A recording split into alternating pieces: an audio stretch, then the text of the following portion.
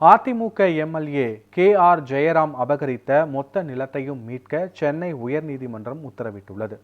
கோவை மாவட்டம் Singanallur AIADMK MLA KR Jayaram மற்றும் அவரது உறவினர்கள் இணைந்து 350 கோடி ரூபாய் மதிப்புள்ள 45.82 ஏக்கர் அரசு நிலத்தை ஆக்கிரமிப்பு செய்து விற்பனை செய்து வருவதாக ஒரே குடும்பத்தை சேர்ந்த 30 பேர் காவல் ஆணையர் அலுவலகத்தில் புகார் அளித்தனர். வேளாங்குறிச்சி கிராமத்தில் சட்டவிரோதமாக நிலங்களை பெற்று அதில் பல கட்டிடங்களை கட்டி விற்பனை செய்து வருவதாகவும் தெரிவித்தனர். இது தொடர்பாக வழக்கு சென்னை உயர்நீதிமன்றத்தில் விசாரணைக்கு வந்தபோது அதிமுக எம்எல்ஏ KR ஜெயராம் சட்டவிரோதமாக அபகரித்த 45.82 ஏக்கர் அரசு நிலத்தை முழுமையாக கைப்படுத்த நில நிர்வாக ஆணையத்துக்கு உயர்நீதிமன்றம் உத்தரவிட்டுள்ளது.